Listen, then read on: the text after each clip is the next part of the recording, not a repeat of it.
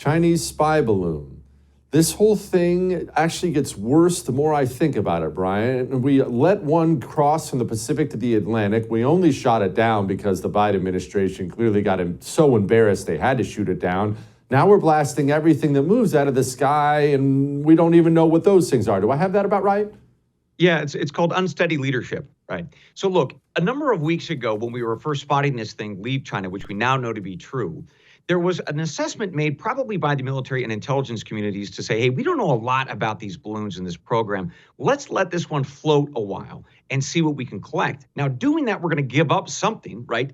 They're going to spy on us in some way, but the gain is worth the risk. Okay, now we can argue about whether or not that was fair or should have been done. Reasonable people can agree or disagree on that. The issue is when that thing got across the United States, right? When it became public, now you have a different audience. This isn't just spy versus spy behind the scenes conversations. This is the world looking at China, having this balloon go over the continental United States on spy on us and look like a bunch of idiots. That's when the calculus, the operational calculus and the political calculus should have changed. It didn't. And so now we've got this very silly response or series of response where, somebody's down at Chuck E. Cheese and they let a balloon go. Well, we're going to knock it down with the F-22. Like now we have to be strong. So this is what happens when you don't have steady leadership in the White House.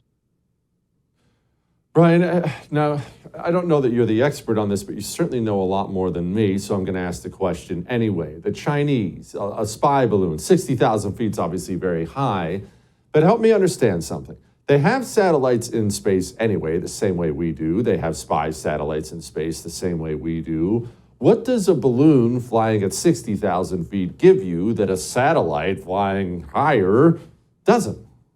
Surprisingly, a lot, actually. So the different kinds of cameras that you can put on a satellite versus the balloon, you can actually gain some things that you couldn't otherwise from up in space. Second, if these balloons have an ability to propel themselves and move in different directions or stay in one spot for a while, that offers up an advantage for the balloon versus the satellite, right? Because the satellite is on a fixed orbit and it's constantly in movement. That's not true of these balloons if they have these propulsion systems on them, and in fact, they do. So surprisingly enough, this sort of rudimentary technology, if you just gussy it up a little bit, it actually can give you some really good intel.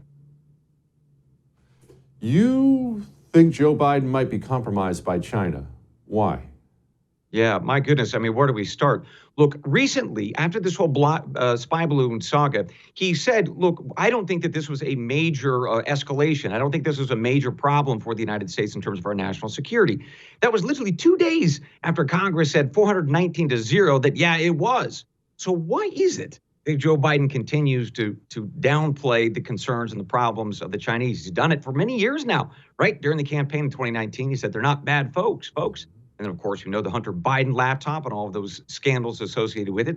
He's denying the obvious, which is he did talk to his son about these business deals. So I think that we can ask the very credible question of, is this man compromised and to what extent? The answer isn't he's not. There's something going on. He's lying about something. Exactly what? I don't think we have a good sense of that yet. Are we in a Cold War, Brian? We sure are. Cold War II, my friend, with China. We're trying to create these relationships around the world, trying to figure out how to take an advantage over the Chinese in, say, the South Pacific or in Africa, throughout Latin America. They have tremendous resources. They use debt trap diplomacy, right? I'm going to give you a couple $100 million. You got to pay me back, and I'm going to give it to somebody who's not qualified, a country who can't pay that debt back. Well, now I got you in a trap.